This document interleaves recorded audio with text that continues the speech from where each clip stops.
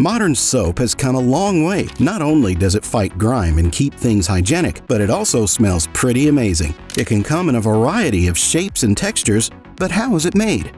The first step in soap production involves selecting suitable plant-based oils. In the recent past, animal fat was used that was obtained directly from slaughterhouses. However, this was soon replaced by plant-based oils such as olive oil. Not only does this eliminate impurities, but it also results in milder and skin-friendly soaps. The quality of the olive oil depends on the quality of the olives being harvested.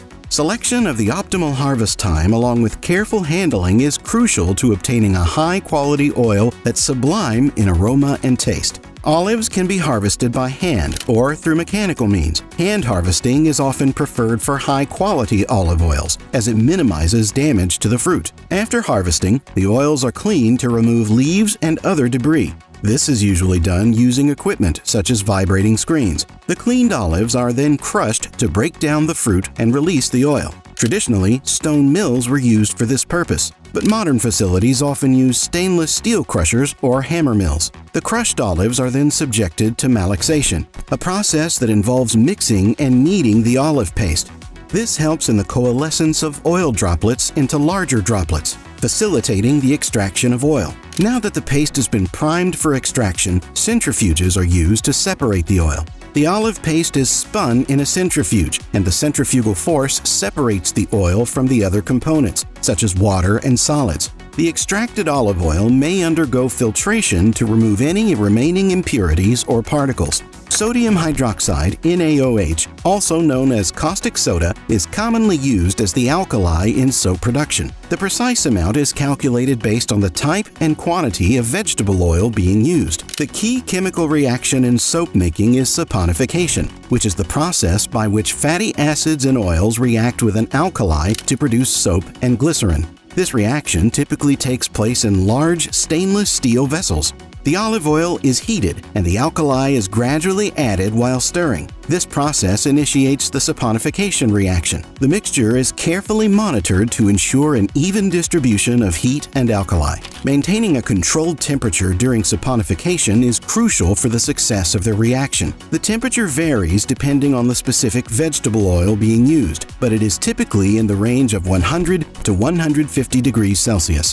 The pH of the soap batter is tested at various stages of the process to determine the alkalinity. As saponification progresses, the pH of the mixture changes. The endpoint of saponification is often associated with a specific pH range. Factory workers use pH testing strips or meters to monitor the pH and determine when it reaches the desired level. As a result of saponification, glycerin is formed as a byproduct. In a commercial soap production, the glycerin is often separated from the soap mixture.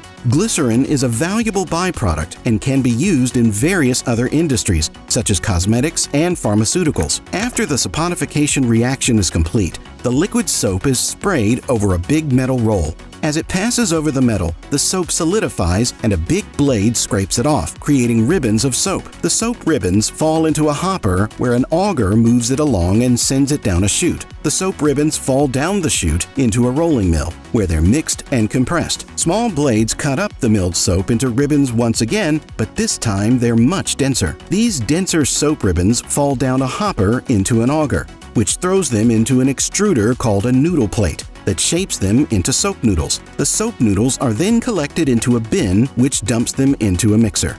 In the mixer, various additives are introduced to enhance the soap's appeal. Fragrances, colorants, and essential oils are added to give the soap a pleasant scent and appearance.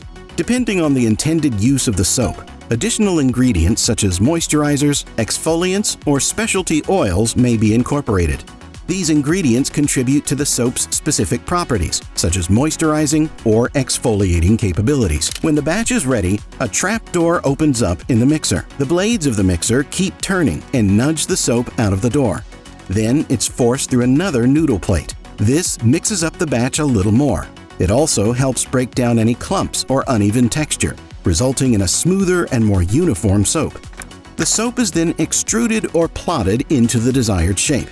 This can be in the form of long bars, pellets, or other shapes depending on the manufacturing specifications.